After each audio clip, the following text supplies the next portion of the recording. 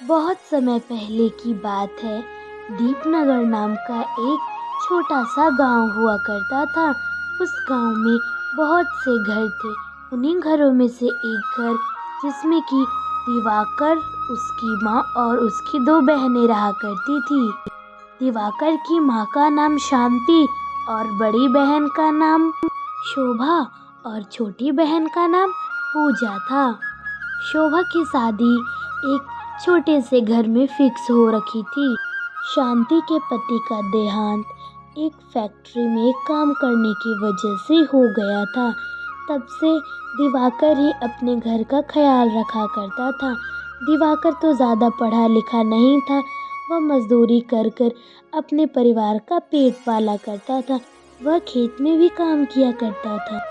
माँ, मैं जा रहा हूँ खेत काम करने के लिए और साथ साथ मैं आज दिन का दिहाड़ी भी करता आऊँगा। वैसे भी दीदी की शादी है ना, तो शादी में तो बहुत खर्चा होने वाला है, इसलिए थोड़े से पैसे काट कर रखना है। हाँ बेटा, जा तू काम कर मन लगा कर। वैसे भी शोभा की शादी तो एक हफ्ते में ही होने वाली है। अब मुझे तो बिल्कुल नहीं पता कैसे हम इसकी शादी करेंगे। आप चिंता मत कीजिए, मैं कड़ी मेहनत करूँगा। अब मैं चलता हूँ। दिवाकर वहाँ से खेत को काम करने के लिए निकल जाता है। दूसरी तरफ शोभा अपनी छोटी बहन से कहती है, चलो पूजा, अब हम लोग नदी किनारे से पानी भर कर ले आते हैं। खाना भी तो बनाना है। वैसे भी माँ की तबीयत तो भी ठीक है नहीं। ठीक है। ठीक है, चलिए, पानी लाना भी तो जरूरी है और आते वक्त हम दोनों इमली खाते आएंगे। शोभा और पूजा पास में रखी गगरियों को उठाते हैं और नदी के किनारे आगे बढ़ने के लिए निकल जाते हैं। शोभा और पूजा दोनों बहनों में बहुत ही अच्छा गहरा लगाव था। दोनों बहनें आपस में बहुत ही प्यार किया करती थी।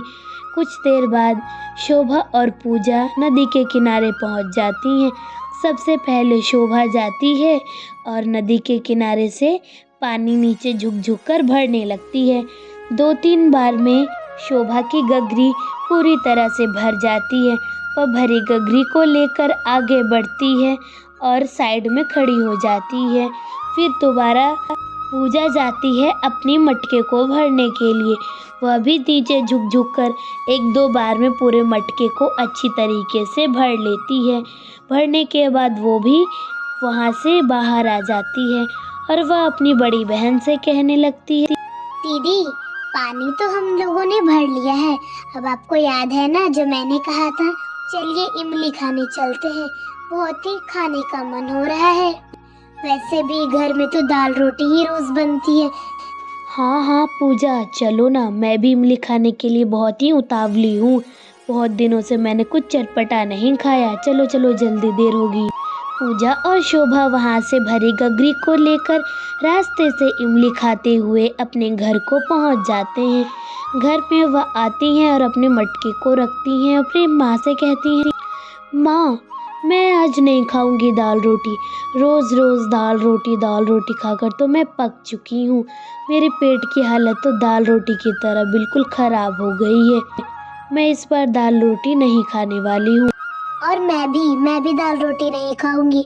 रोज रोज आप दाल रोटी ही बनवाती हैं और मैं तो दाल रोटी खा पक चुकी हूँ। हमारे घर में तो कभी सब्जी बनती ही नहीं है, ना सब्जी बनती है ना ही चटनी। अरे बच्चों, तुम्हें पता है ना हमारे घर की हालत कितनी ख़राब है। कितनी मुश्किल से दिवाकर मजदूरी कर कर दाल रोटी के ही पैसे लाता है। और वैसे भी शोभा की शादी भी तो करनी है, उसमें भी कितना खर्चा होगा कोई मालूम नहीं है। तो जो बनता है वही खा लो। तुम्हें पता है हमारे घर की हालत कितनी ख़राब है, फिर भी तुम लोग इतनी ज़िद करती हो। मेरी मजबूरी को समझो तुम लोग। कितनी मुश्किल से दिवाकर पेट पाल रहा है हम लोगों का। ये सब देखकर भी तुम लोग सीख नहीं प्राप्त करते हो। और मैं क्या कहूँ। शांति अपने बच्चों को समझा देती है। वे लोग शांति के पास बैठे होते हैं। वे लोग दिवाकर का इंतज़ार कर रहे होते हैं कि कब दिवाकर आएगा और कब शोभा शादी की बातें चलेंगी। कुछ देर बाद वहाँ पर दिवाकर आ जाता है। दिवाकर को जैसे ही देखती है, दिवाकर की माँ कहती है, अरे दिवाकर, तुझे पता है ना, शोभा की शादी में बस 4 दिन बचे हैं। अब शोभा की शादी के लिए घर गिरवी रखना पड़ेगा। हाँ माँ, अब हमारे पास कोई चारा तो अब है नहीं।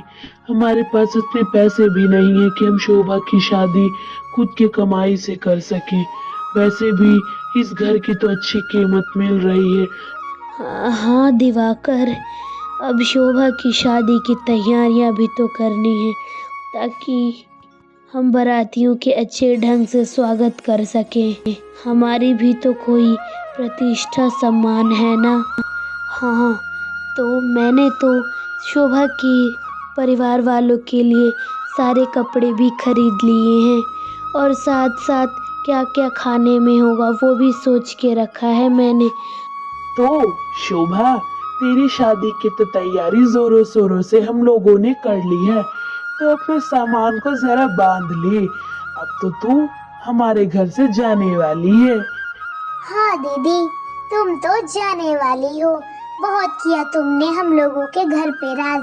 अब मैं अपने घर पे मैं राज करूंगी, ठीक है? अब तुम अपना बोरिया बिस्तर बांध लो। तू चुप कर, समझी ना? मेरा घर पे राज नहीं, तेरा ही तो राज चल रहा था।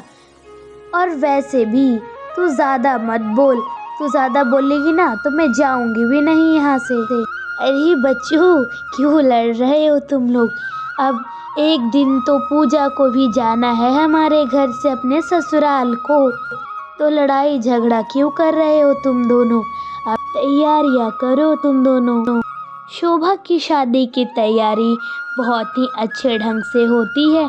दिवाकर हालांकि ज़्यादा पैसे तो जमा नहीं कर पाता है, लेकिन वह थोड़े से ही पैसे में अच्छे ढंग से शोभा की शादी एक अच्छे लड़के से करवा देता है।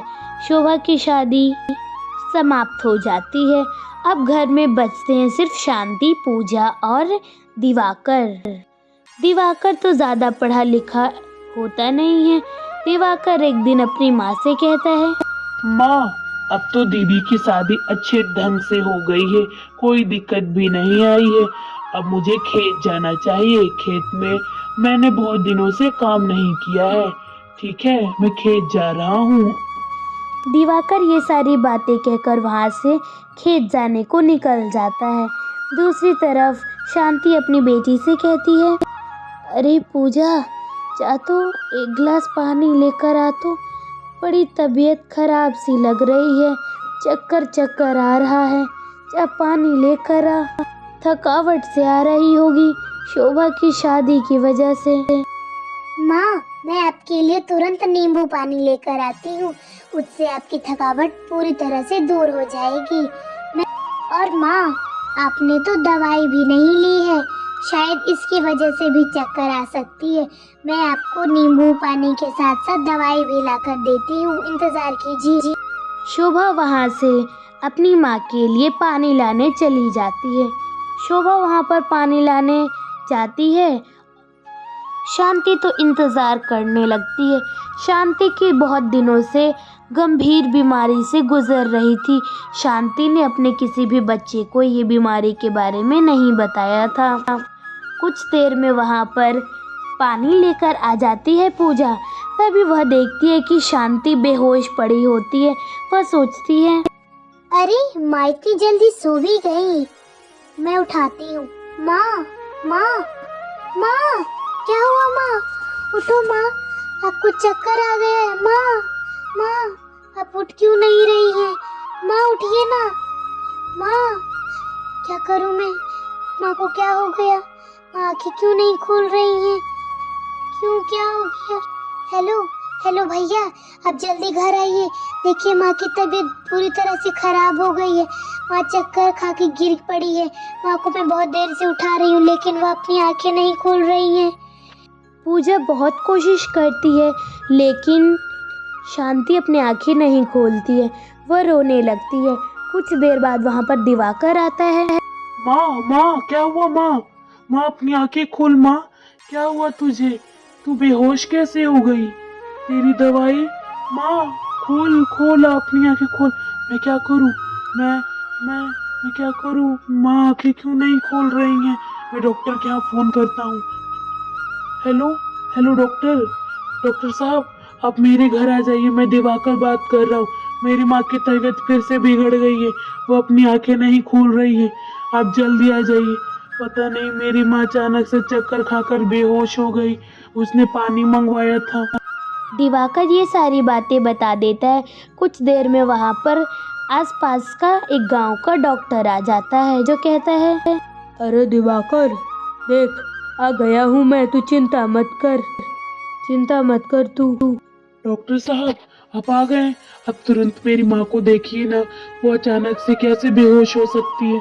माँ तो ठीक ठाक ही थी ना। पता नहीं क्या हो गई माँ को, अचानक से चक्कर आ गए और वो बेहोश हो गई। अरे दिवाकर तू चिंता क्यों करता है, मैं आ गया हूँ ना, मैं देखता हूँ क्या प्रॉब्लम है तेरी माँ को। जो भी प्रॉब्लम होगी मैं बताता हूँ, हट आगे से तू, मुझे देखने दे तेरी माँ को। वह डॉक्टर शांति को अच्छी तरह से चेक करने लगता है। वह हर तरीके से शांति को चेक करने लगता है। शांति को बहुत बार चेक करने के बाद वह दिवाकर के पास उठकर आ जाता है और वह दिवाकर से कहने लगता है, सुन दिवाकर, मैं तुझे परेशानी में तो नहीं डालना चाहता, लेकिन ये परेशानी की बात है। तुझे पता है तेरी माँ को एक गंभीर बीमारी हो गई है, उसका नाम कैंसर है। उसके इलाज के लिए तुझे बहुत ही पैसे खर्च करने पड़ेंगे, तब जाके तेरी माँ की हालत सुधर पाएगी। अब मैं क्या करूँ? इतने पैसे हैं तेरे पास तेरी माँ पर खर्चा करने के लिए तो बता दे। और अब बस तुम्हारे पास मात्र 24 घंटे हैं, तुम अपनी माँ को 24 घंटे में बचा लो। डॉक्टर साहब अब बताइए लगभग कितने पैसे खर्च हो जाएंगे मेरी माँ के इलाज में, ताकि मैं अपनी माँ का इलाज जल्दी करवा सकूं। इतना तो आप बता ही सकते होंगे ना डॉक्टर। पता नहीं माँ की कैसी बीमारी हो गई है। माँ ने मुझे बताया भी नहीं इस बीमारी के बारे में। दिवाकर, लगभग 40 से 45 लाख रुपए तुम्हारी माँ के इलाज में खर्च हो जाएंगे। अब तुम उतने पैसे कहाँ से लाओगे? मुझे तो सोच के ही हैरानी हो रही है। अपनी और अपनी माँ का ख्याल रखना बेटे, बहुत गरीबी से तुम लोग गुजर रहे हो, मैंने तुम्हारी परेशानियाँ देखी हैं।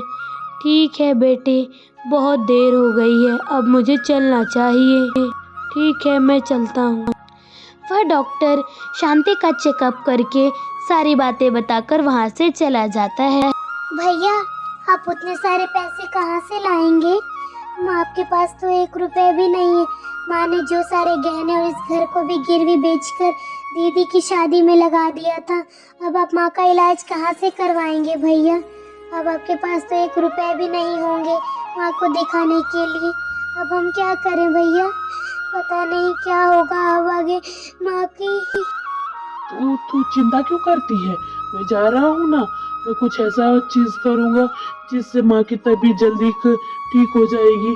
तू चिंता मत कर, मैं आता हूँ जरा जल्दी से। दिवाकर के भी दिमाग में कोई आइडिया नहीं होता। वह बस अपनी बहन को सांत्वना देकर जंगल की ओर निकल जाता है। वह बहुत ही लोगों से पैसे मांगता है, लेकिन कोई उसे पैसे नहीं देता। उदास होकर दिवाकर एक लकड़ी के कांटे पर बैठ जाता है। वह बहुत ही उदासी से अपनी माँ के बारे में सोच रहा था।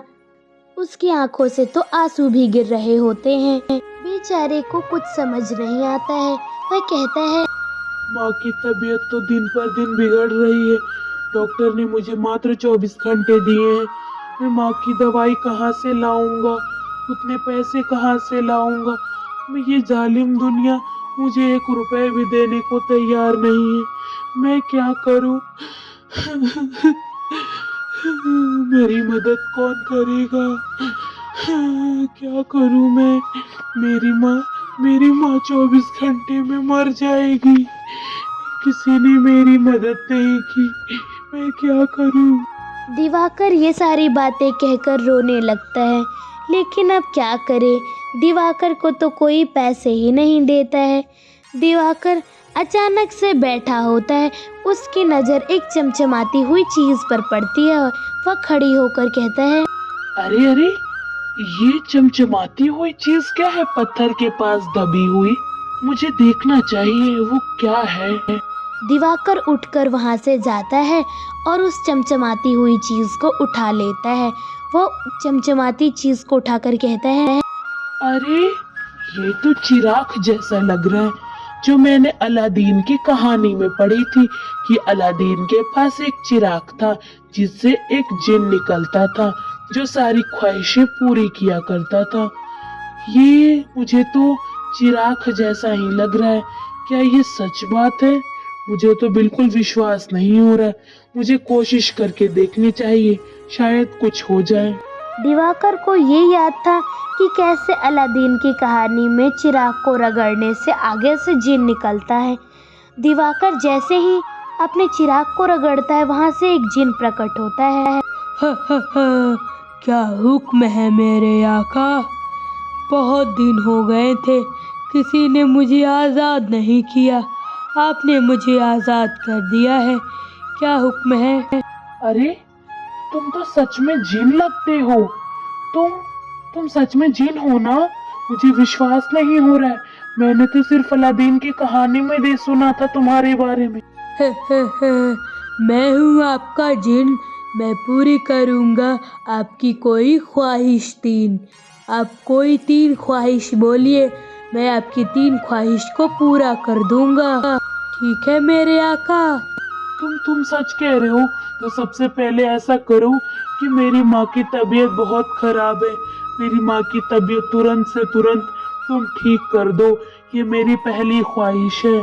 मेरी दूसरी ख्वाहिश ये है कि मुझे दुनिया का सबसे अमीर आदमी बना दो।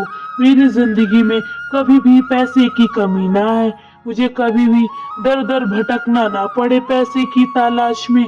और मेरी तीसरी इच्छा ये है कि मेरे घर में हमेशा सुख शांति बनी रहे। मेरी दोनों बहनें बहुत खुश हों, मेरे घर में भी खुशियां बरकरार रहे। ये मेरी 3 इच्छा है। मेरी इन 3 इच्छा को तुम पूरी कर दो मेरे जिन। आखिरकार मैंने तुम्हें आजाद किया है ना? तुमने ही मुझे बोला था कि मैं ये ख्वाहिश पूरी करूंगा। हाँ मेरे आका, आपकी ख्वाहिश समझिए पूरी हो गई। अब आप बस घर जाइए। आपके घर में आपकी सारी ख्वाहिशें पूरी हो गई हैं। अब मैं अपने चिराग में वापस लौट रहा हूँ।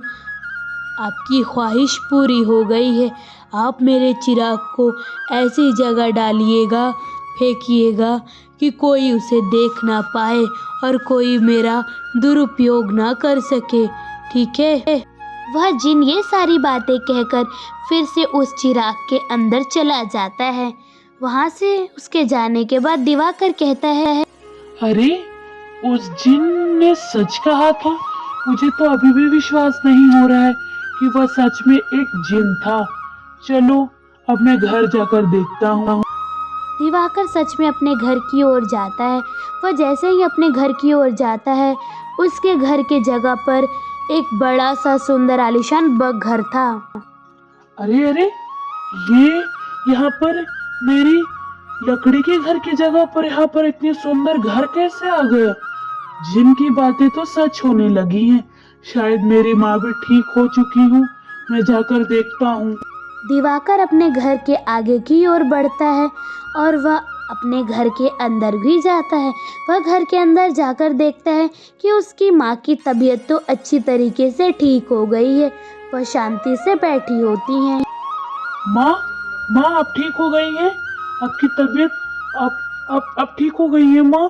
अब बेहोश कैसे हो गई थी? और ये सारी चीजें तो जिन की बातें सच हो रही हैं। अरे, ये जिन कौन था? और मुझे तो विश्वास नहीं हुआ कि अपने घर ये कैसे इतने बड़े घर में बदल गया है। तुझे कुछ पता है तो बता दे। मुझे तो बिल्कुल कुछ समझ नहीं आ रहा है। क्या हम लोग इतने अमीर सच में हैं? तिजोरी में भी बहुत सारे पैसे रखे हैं। पता नहीं वो घर किसका है, ये पैसे किसके हैं। माँ ये घर अपना ही है, वो सारे पैसे भी तेरे हैं। अब सारी बातें दिवाकर अपनी फैमिली को बताने लगता है कि कैसे उसे वह जिन मिला था और कैसे उसने उसकी 3 ख्वाहिशें पूरी की थी, उसकी 3 इच्छाएं पूरी कर कर वह कैसे उसे अमीर बना दिया। तो देखा दोस्तों आपने कैसे हर लाचार की मदद किसी न किसी तरीके से कोई कर ही जाता है, इसलिए हमें सबकी मदद करनी चाहिए। And subscribe.